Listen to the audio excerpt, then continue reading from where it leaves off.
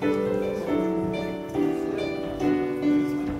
같이 박수 치시면서 찬양하시겠습니다.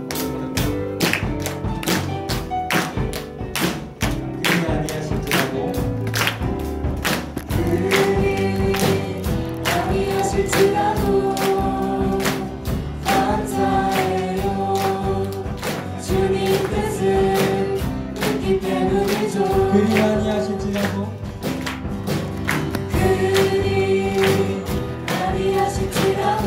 사랑해요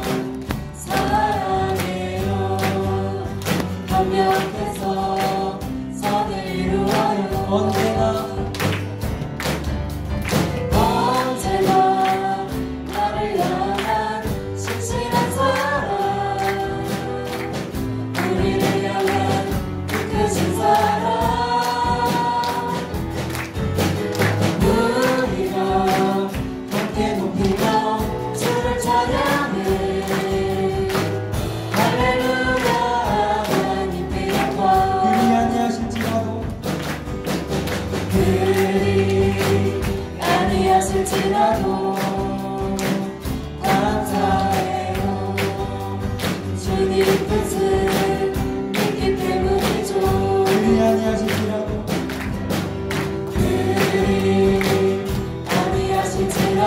사랑해요 사랑해요. 협력해서 선을 이루어요.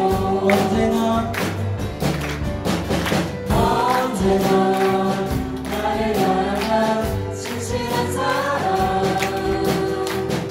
우리를 향한 그 크신 사랑,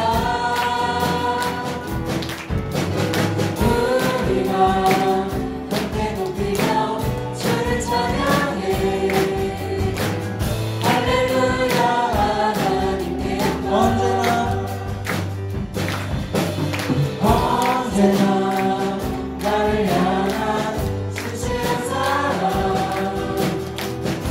우리를 향한 그 크신 사랑,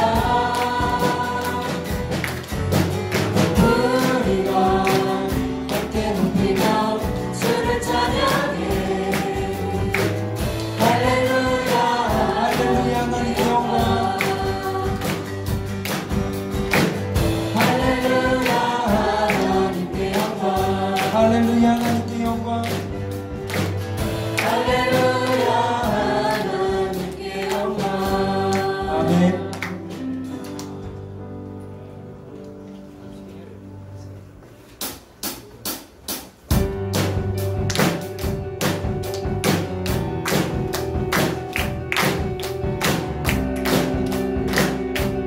푸른 말고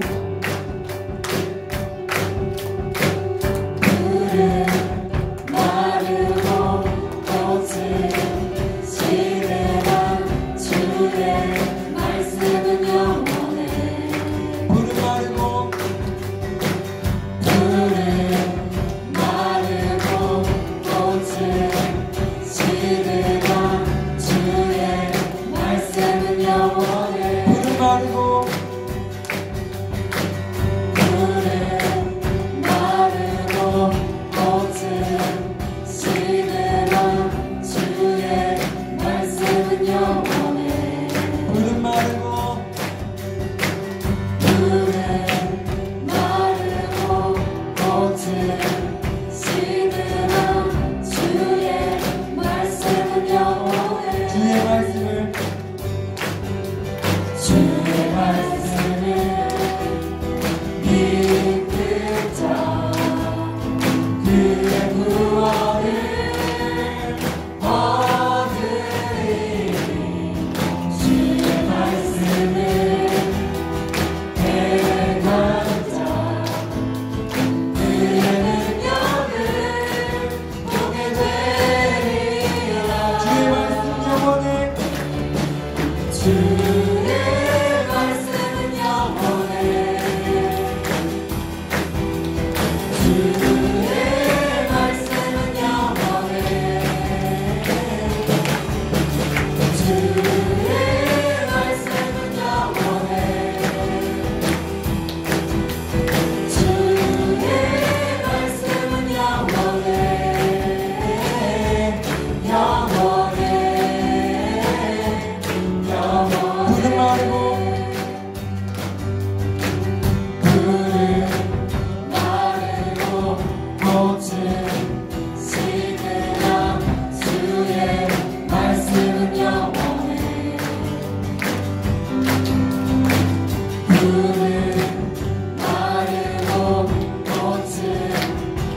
믿으면 주의 말씀은 영원해. 주의 말씀을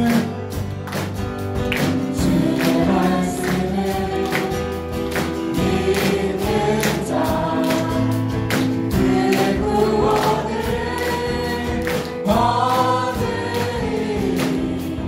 주의 말씀을 행한 자 그의 능력을 보게 되리라. 주의 말씀은 영원해. 주의 말씀은 영원해. 주의 말씀은 영원해. 주의 말씀은 영원해. 영원해. 영원해.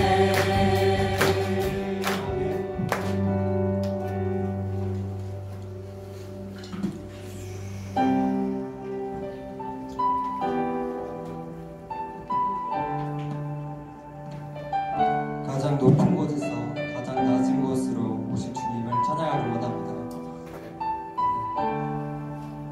가장 높은 곳에서 가장 높은 곳에서 가장 낮은 곳으로 찾아오셨네. 날 살리려고. 영원한 죽음에서 영원한 생명으로 구원하셨네. 그 시대로 그 사랑으로 그 사랑으로 그의 사랑으로 나의 영혼 죄사 받았네. 그 구원으로 그의 희생으로 나의 영혼 주 안에서 자유해.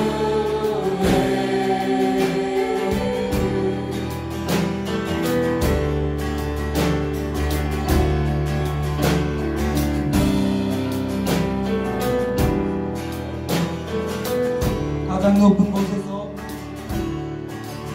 가장 높은 곳에서 가장 낮은 곳으로 찾아오셨네. 날 살리려고. 영원한 죽음에서 영원한 생명으로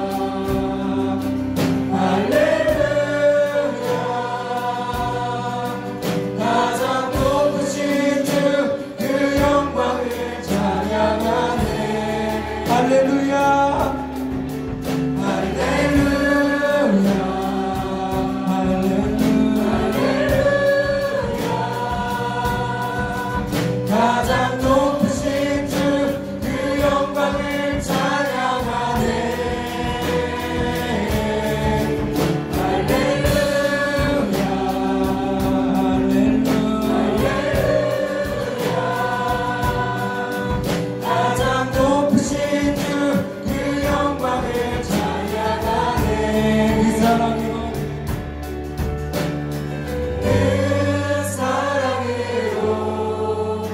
그의 사랑으로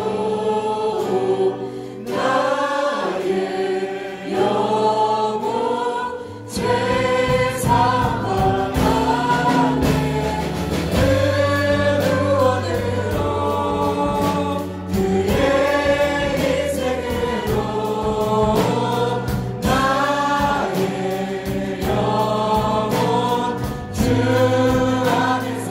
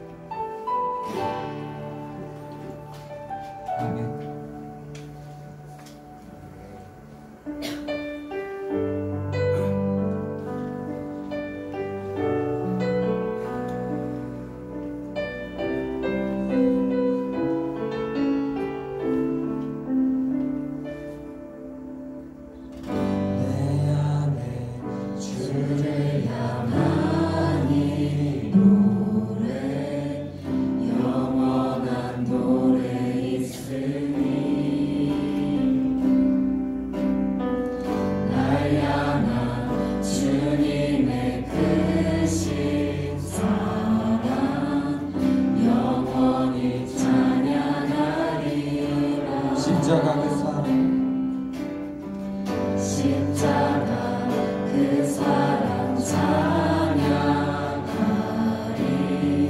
날 구원하신 그 사랑 내 삶을 드려 찬양하리라. 놀라우신 주의 사랑 영원히 찬양하리라. 영원히 찬양하리라.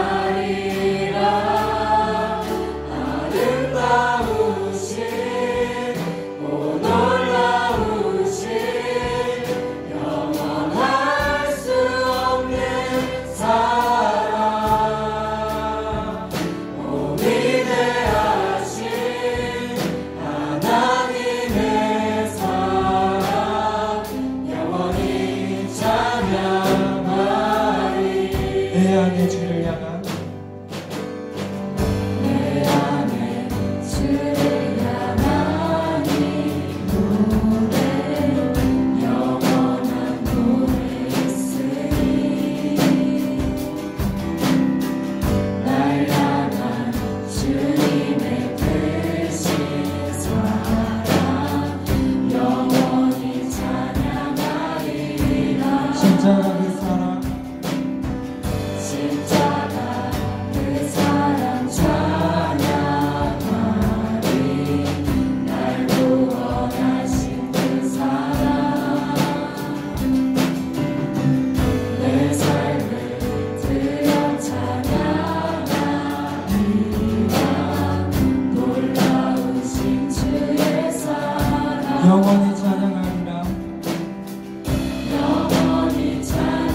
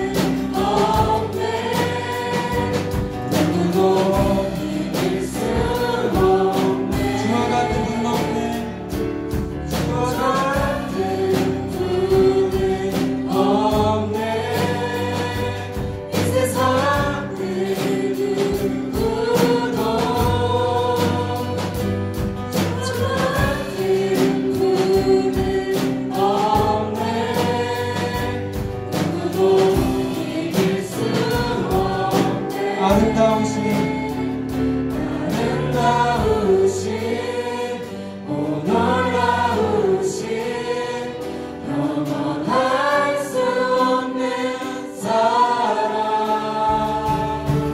오 위대하신 하나님의 사랑 영원히 찬양하리 주님만이 와 계십니다. 주님만이 왕이십니다. 주님만이 왕이십니다. 주님만이 왕이십니다. 주님만이 왕이십니다. 내 삶에 내 삶에 내 삶에 내 삶에 내 삶에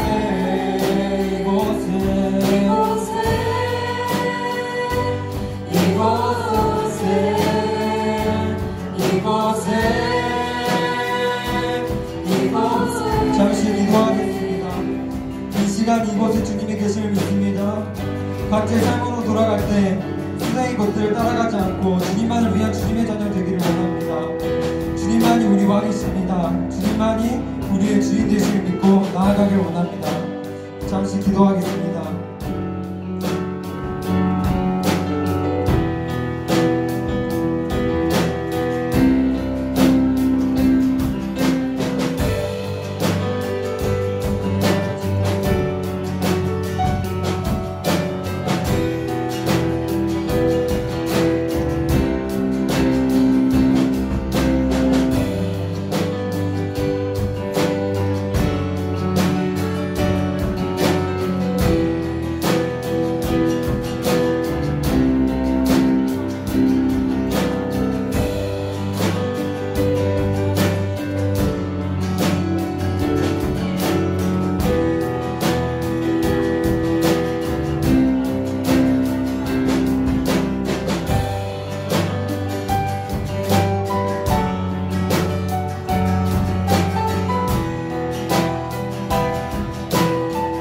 주님만이 왕이십니다.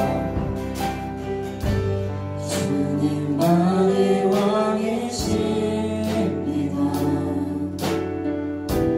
주님만이 왕이십니다.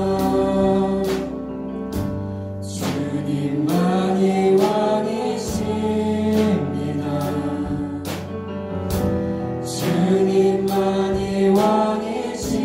주님만이 왕이십니다. 주님만이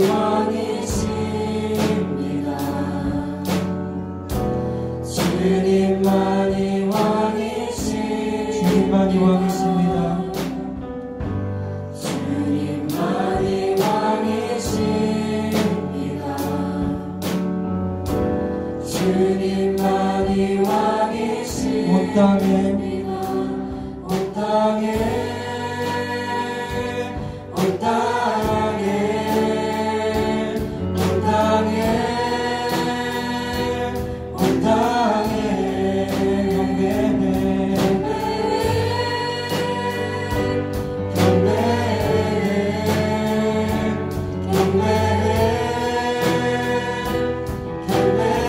모든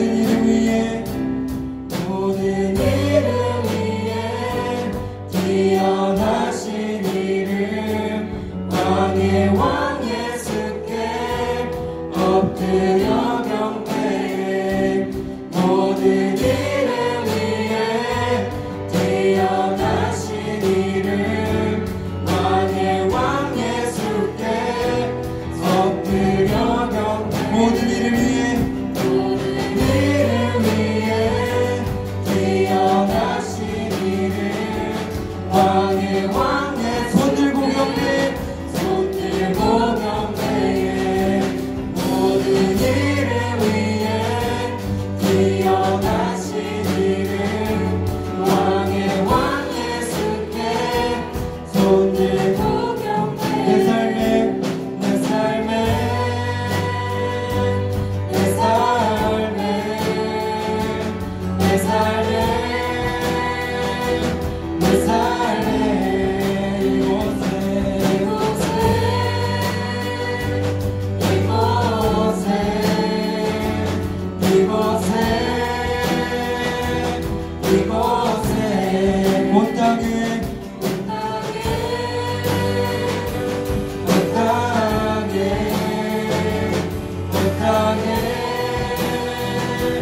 온 땅에 경배해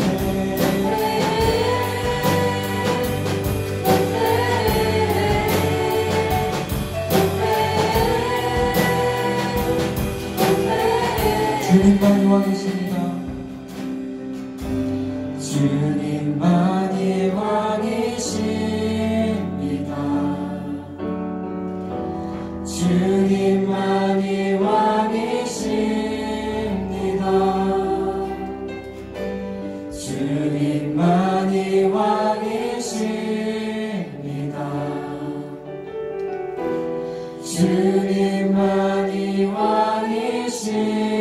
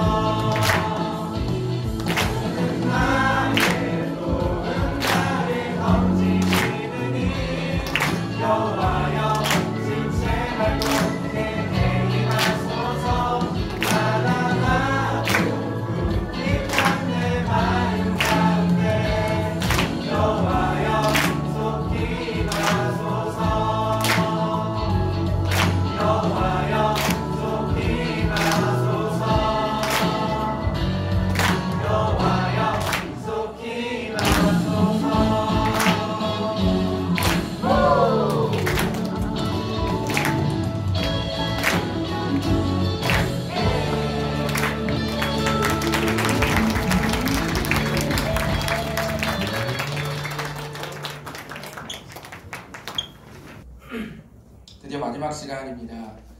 네, 후련하시죠? 사실 마지막 말씀은 전하지 않아도 될 것 같아요. 사실 이 1박 2일 동안 설교를 4번이나 들으시고 견디셨다는 것 자체가 이미 존버 정신을 이미 달성하신 것이기 때문에 사실 하지 않아도 되지만 그래도 사명이 있으니까 좀 하겠습니다. 교회 안에 캠프족들이 많이 있다고 합니다. 수련회 몇 박 며칠 하는 거는 너무 잘 즐기고 너무 좋아하는데 그 다음에 이제 수련회를 마치고 살아내는 시간이 되면 다시 기분이 꿀꿀해지는 거죠. 다시 그냥 어깨 축 처져서 사는 현실 모드로 바뀌는 그런 사람들이 있다고 합니다. 저는 이번 수련회 참석하신 분들이 그렇게 되지 않으셨으면 좋겠습니다. 그래서 마지막 말씀으로 그리스도인의 인내에 대해서 좀 짧게 함께 나누어 보고 말씀을 마치겠습니다. 작년 1월인가요? 넷플릭스에서 피지컬백이라는 예능 프로그램을 업로드한 적이 있었습니다.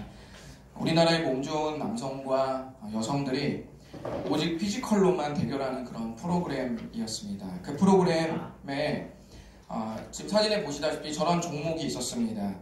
사람들이 전부 철제 구조물에 이렇게 매달려서 끝까지 버티는 자가 승리하는 거죠. 그래서 이 경합의 승리의 관건은 뭐 다른 게 없어요. 복잡하지 않습니다. 그냥 무조건 버티는 게 승리의 관건이에요. 저는 우리가 신앙생활을 하면서 다음 세대들이 가장 힘들어하는 것 중 하나가 견디는 거라고 생각합니다. Z와 알파 세대들이 물론 어른들보다 더 나은 게 있습니다. 압도적으로 좋은 게 있지만 조금 능력치가 떨어지는 게 있다면 그것은 견디는 능력이다 라는 생각을 좀 해봅니다. 왜 견디지 못할까요? 그것은 견딜 이유가 없기 때문입니다. 사람은 견딜 이유가 있으면 다 견딥니다. 힘들어서 못 견디고 힘들지 않아서 잘 견디는 게 아닙니다. 여러분 힘들지 않고 쉬워도 어때요? 계속해야 할 이유가 없으면 공허해지는 것이죠. 저를 비롯해서 청년들이나 학생들이 헷갈리는 게 뭐냐면 힘들어서 못 견디는 것인지 아니면 내가 견딜 이유를 못 느껴서 못 견디는 것인지 혼동하는 사람들이 많습니다. 물론 힘들면 견디기 어렵지만 힘든 게 못 견디는 것에 대한 핵심은 아니라는 거예요. 힘들어도 이유가 있으면 견디죠. 그러니까 그게 꼭 핵심은 아니에요. 견디지 못하는 이유는 견딜 이유가 없기 때문입니다. 그걸 잃어버렸기 때문이죠. 우리가 직장을 다니는데 들어온 걸 보면서 참고 또 참습니다. 왜 그러냐면은 월급이 나오잖아요. 그러니까 봉사활동 아니잖아요. 그러니까 더럽고 치사해도 월급이라는 견딜 이유가 있기 때문에 우리는 그 한 달을 참아내는 것이죠. 만약에 도가 지나쳐서 월급보다 더 더러운 꼴을 내가 더 당하고 있다라는 생각이 들면 그때가 언제예요? 직장을 때려치는 때가 바로 그때가 되겠죠. 언제나 참을 이유가 더 무거우면 당연히 그 사람은 아무리 힘들어도 견디게 되어 있습니다. 그만큼 우리에게는 견딜 이유가 있어야 됩니다. 그런 의미에서 마지막 시간이 그런 이유들을 발견하는 시간이 되었으면 좋겠습니다. 로마서를 좀 한 2구절만 여러분께 나눌 텐데요. 첫 번째는 우리 로마서 좀 전반부를 보시면 1장부터 8장까지의 큰 틀에서의 좀 토막을 보시면 앞부분에서는 뭘 말해요? 복음이 뭐냐 이렇게 말하죠. 그리고 두 번째는 그런 복음을 우리가 살아내야 된다라는 말씀을 하십니다. 그리고 나서 8장 중반부터 8장 끝까지는 뭘 말하고 있냐면 성령님이 복음을 살아내는 우리를 도와주신다라는 말씀을 전하고 있습니다. 저는 여러분이 보시는 저 3번 빨간색 저 3번에 해당하는 본문 중 하나인 8장 24, 25절만 여러분과 함께 나누려고 합니다. 한번 읽어보시겠습니다. 시작. 우리가 소망으로 구원을 얻었음에 보이는 소망이 아니니 보는 것을 누가 바라리요. 만일 우리가 보지 못하는 것을 바라면 참음으로 기다릴지니라. 아멘. 너무 심플하죠? 보이는 것은 소망이 아니다. 왜 그러죠? 보이니까요. 보이는 건 바랄 필요가 없기 때문이라고 말합니다. 물론 더 깊이 들어가면 저 보이냐 안 보이냐에는 그 당대 철학 사상이 끼어 들어가 있긴 하지만 그래도 우리가 좀 심플하게 봤을 때 보이는 건 바랄 필요가 없죠. 왜냐면 이미 눈에 보이니까요. 하루하루 살면서 보이지 않는 소망을 참고 견디는 게 쉽지 않기 때문에 로마서 8장에 가면 성령님이 그것을 도와주신다고 말합니다. 그래서 여러분이 보시는 저 다음 구절부터 보시면 누가 등장하시냐면 성령님이 등장하셔서 우리의 이 인내의 생활을 주님께서 적극적으로 돕는다라고 이렇게 말씀하세요. 왜냐하면 견디는 게 그만큼 힘들기 때문입니다. 이 말씀을 보면서 저는 견딜 이유 두 가지를 여러분과 짧고 굵게 살펴보고 마치도록 하겠습니다. 견딜 이유 첫 번째는 선택하지 않은 것에 대한 동경은 착각이다. 여러분이 선택한 삶을 계속 살아가는데 너무 힘들어요. 그럼 내 견딜 이유가 떨어질 수 있죠. 그런데 좀 견딜 이유를 좀 발견할 수 있는 중에 하나는 뭐냐면 다시 인생을 되돌릴 수는 없지만 여러분이 아주 힘들 때 어떻게 생각해요? 선택하지 않은 것을 한번 동경하잖아요.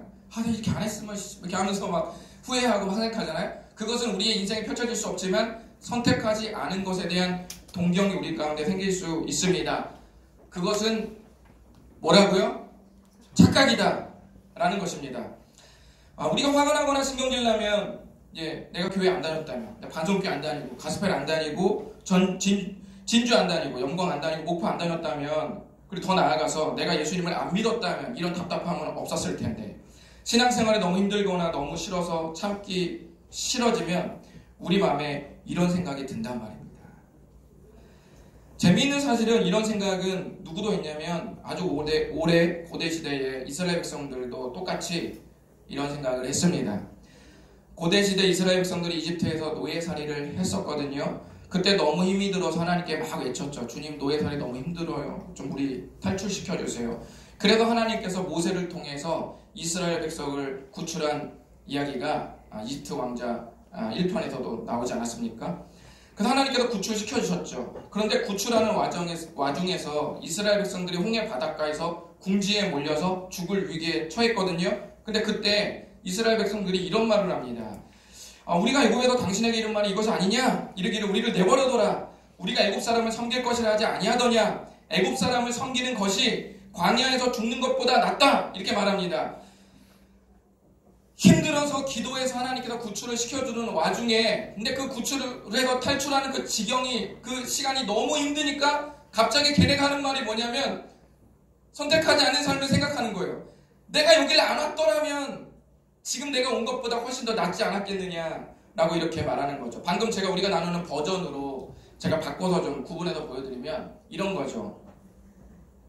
이스라엘 백성들이 선택한 삶은 주님이 보내신 모세와 함께 이집트를 탈출하겠습니다. 이게 걔네들이 선택한 삶 아니겠어요? 그럼 선택하지 않은 삶, 가상의 삶은 뭐겠습니까? 그냥 이집트에서 고통스럽게 살다가 그냥 죽을랍니다. 괜한 모험 걸지 않을랍니다. 이렇게 생각하는 게 선택하지 않은 가상의 삶이죠. 그런데 선택하고 난 후에 어려움이 불어닥치니까 선택하지 않은 삶을 상상했을 때 그것이 더 좋게 느껴지는 겁니다. 만약 여러분의 상태가 이렇다면 지금 여러분은 선택하지 않은 가상의 삶에 완전히 속고 있는 겁니다.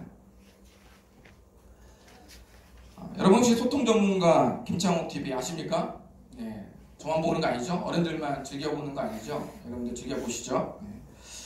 어떤 여성분이 이런 사연을 김창옥 씨에게 말했습니다. 실제로 마이크를 들고 현장에서 여성분이 제가 결혼한 지 얼마 안 됐는데 신혼이 있죠. 그런데 얼마 전에 아빠가 돌아가셔서 그 존재가 너무 컸던 거예요. 아빠가 너무 커서 사무치도록 너무 그립다는 거예요. 그 전에 엄마가 한 5년 전에 돌아가시고 이제 아버지가 자기 결혼하기 한 1년 전에 돌아가시자 이제는 그 아빠가 너무 사무치도록 그립고 그 엄마가 사무치도록 너무 그립다는 거예요. 근데 이 남편이 너무 결혼을 잘했어요. 남편이 이 여성을 너무 사랑해주고 지극정성으로 아끼는데도 그 아빠 엄마의 빈자리가, 돌아가신 빈자리가 도저히 채워내지지가 않는 거예요. 그래서 너무너무 생각나고 너무너무 외롭다. 남편이 잘해주는데도 너무너무 외롭다라고 이렇게 울먹하면서 김창옥 씨에게 그 고민을 하소연을 했습니다. 그 이야기를 듣자 김창옥 씨가 자기 이야기를 꺼내요. 여러분이 한번 들어보세요. 자기는 아버지 사랑을 받아본 적이 한 번도 없었답니다. 그리고 한 번은 아버지 사랑을 받아보지 못했다고 말하면서 이런 예화를 들어요. 한 번은 자기가 자다가 잠결에 자기 다리가 아버지 배 위에 이렇게 얹어졌는데 보통은 아버지가 어떻게 해요? 아이고 이놈 자식 하면서 배에서 다리를 내릴 거 아닙니까? 그런데 우리 김창옥 씨 아버지는 이 어린 김창옥 씨가 자기 배에다가 얹었다고 해서 아빠가 일어나서 어린 김창옥의 뺨을 때렸다는 거예요. 이렇게 커서 이런 식의 아버지와의 어떤 이야기와 추억밖에 없기 때문에 자기는 아버지의 존재가 뭔지 모른다고 그렇게 말했습니다. 아버지의 존재를 생각하면 아무런 정의도 느껴지지 않는다. 아버지란 하면 사랑한다, 따뜻 이런 게 있을 거 아니에요. 그런데 김창옥 씨는 아버지란 하면 그 다음에 괄호에 아무것도 들어갈 게 없대요. 그냥 내 인생에 아버지란 존재는 그냥 아예 아웃인 거예요. 아무것도 기억나지 않는 거죠. 그래서 김창옥 씨의 고민 중 하나는 뭐냐면 우리 아버지가 돌아가실 때 내가 어떻게 반응해야 좋을까? 왜냐하면 슬프지 않을 것 같아서. 조객들에게 내 표정을 어떻게 해야 될까? 라고 고민하는 것이 자기의 고민이었답니다. 너무 무덤덤한 것이 들킬까 봐. 그러면서 자기 안에 큰 질문 하나가 생겼다고 했습니다. 여러분도 한번 어느 게 더 나은지 보시죠. 그러면서 그 고민을 털어놓은 여성분에게 그 질문을 건넵니다. 자기 안에 이런 질문이 생겼대요. 그 아버지 장례를 치르면서 그리운 아버지를 만날 수 없는 자의 슬픔이 큰가? 아니면 아버지가 있지만 단 한순간도 사랑을 받아보지 못했기에 그리워할 아버지가 아예 이 세상에 없는 자의 슬픔이 더 큰가? 그러면서 이 여성분에게 물었습니다. 많이 슬프시겠지만 제가 좀 여쭤보겠습니다. 우리 여성분은 둘 중에 하나만 선택하라고 한다면, 둘 중에 단 하나의 삶을 선택하라고 한다면 무엇을 선택하시겠습니까? 이렇게 물었습니다. 그랬더니 그 여성분이 조금의 고민도 하지 않고 그리워할 엄마, 그리워할 아빠가 있는 게 난 더 좋다 라고 그렇게 말했습니다. 그러니까 선택한 삶 저편에 선택하지 않은 삶을 김창옥 씨가 면밀히 살펴주니까 이 여성분이 생각했을 때 양 두 갈래의 삶을 다시 딱 김창옥 씨의 이야기를 들으면서 생각을 해보니까 그러면서 즉시로 고민도 없이 선택한 삶이 더 좋았다고 그렇게 고백하더라는 거예요. 그래도 난 지금 너무 외롭지만 그래도 나는 그리워할 아버지와 엄마가 있는 게 더 나아요 라고 이렇게 말했습니다. 여러분 다음 세대분들 잘 들으십시오. 여러분은 지금 인생의 기회가 많기 때문에 조금 짜증나거나 킹받으면 충분히 다른 걸 생각할 수 있습니다. 그러지 않았다면 다른 걸 생각할 수 있습니다. 교회 안 다녀. 내가 내 마음대로 살 거야. 그런데 그때 한 번만 여러분 생각해 보십시오. 여러분이 복음을 선택해서 맞닥뜨린 이 버거움이 더 괴로운가? 아니면 복음을 선택하지 않았을 때 펼쳐질 버거움이 더 괴로운가? 이 둘 중에 하나를 여러분이 선택한다면 과연 어느 버거움이 더 괴로울지 한번 면밀히 한번 생각해 보십시오. 복음으로 살다가 맞닥뜨린 버거움을 선택하지 않은 삶이 더 괜찮을 것이라는 그런 생각은 여러분의 착각입니다. 예수님은 분명히 우리에게 이런 말씀을 들려주셨습니다. 만일 내 손이 너를 범죄하게 하거든 찍어버려라. 만일 네 발이 너를 범죄하거든 찍어버려라. 만일 내 눈이 너를 범죄하거든, 너무 잔인하죠. 빼버려라. 성경에 굉장히 잔인한 표현이 거의 없습니다. 그런데 제가 봤을 때는 저 본문이 가장 잔인해요. 찍어버려라, 빼버려라. 이 말씀은 예수님께서 잔인하게 말씀하려는 게 아니라 이렇게 해서라도 우리가 복음을 선택하는 것이 그만큼 중요하다고 지금 예수님께서 이 피를 토하면서 우리에게 말씀하시는 것입니다. 이것이 우리가 지금 계속 견디며 신앙생활해야 할 이유입니다. 선택한 삶 속에서 너무 힘들어졌을 때 우리가 본능적으로, 반사적으로 선택하지 않았던 어떤 그 가상의 그 상황이 그게 더 낫지 않았을까라고 생각하겠지만 제가 반드시 여러분께 말씀드리는 것은 그것은 여러분의 착각이에요. 선택한 삶에서 거룩한 삶을 선택하기도 맞닥뜨린 어려움이 훨씬 낫습니다. 왜냐하면 그 반대편의 삶이 얼마나 힘들면 우리 주님께서 찍어버리라고 말씀하실 정도였기 때문입니다. 이런 견딜 이유를 좀 가지시고 여러분의 힘듦이 가치 있다는 걸 다시 한번 생각하시고 계속 걸어가시기를 바라겠습니다. 견딜 이유 두 번째는 반드시 그날이 오기 때문입니다. 여러분이 친구랑 2시에 가시벨 교회에서 만나기로 약속을 했다고 칩시다. 그런데 그 친구가 2시가 되어도 오지 않는 거예요. 그런데 전화를 했어요. 야, 너 왜 안 오냐? 라고 그랬더니 이 친구가 너무 미안하다고 하면서 딱 1시간 정도 늦을 것 같은데 내가 너무 미안해. 1시간만 기다려줘. 너무 빨리 갈게. 라고 전화를 딱 끊었어요. 그럼 여러분 기다립니까? 안 기다립니까? 그럼 기다리죠. 성질이 더러운 친구들은 기다리지 않겠죠. 그렇지만 대체로 우리 친구들은 기다리죠. 왜냐하면 화는 나, 열은 받지만 온다고 했기 때문에 씩씩거리면서라도 1시간은 기다리는 거예요. 그런데 만약 친구가 이렇게 말했다고 치면 여러분 어떻게 하실 거예요? 친구가 야, 너무 미안하다. 너와 약속을 까먹었어. 그런데 나 지금 서울이야. 미안하다. 나 못 갈 것 같아. 라고 말했다면 여러분 기다리나요? 기다리지 않나요? 기다리지 않습니다. 왜냐하면 기다릴 이유가 없기 때문이에요. 우리 주님 반드시 오십니다. 그렇기 때문에 우리가 기다리는 거예요. 로마서 8장 25절, 오늘 아까 읽었던 본문의 25절 끝부분을 보면 참음과 기다림이 결합된 것을 여러분이 볼 수가 있습니다. 참음과 기다림이 결합됐어요. 기다리는 것은 참는 것을 포함하죠. 왜냐면 1시간 뒤에 올게 너무 미안해 라고 하면 어때요? 씩씩거리면서 기다리는데 그 기다리는 1시간이 뭐예요? 참는 거잖아요. 그러니까 참음과 기다림은 어느 정도 결합된 말이에요. 그런데 기다리는 것은 참는 것을 포함하지만 조금은 다른 각도의 표현입니다.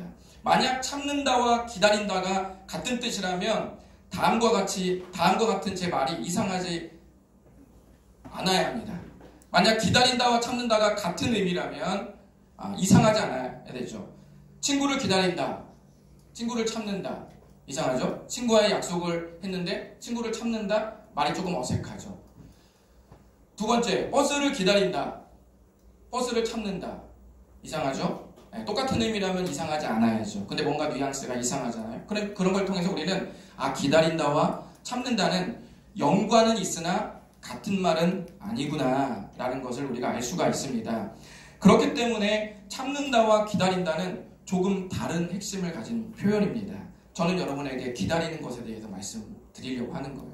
주님이 반드시 오기 때문에 기다려야 된다는 것을, 우리의 참음이 기다림으로 바뀔 수 있다는 걸 말씀드리는 겁니다.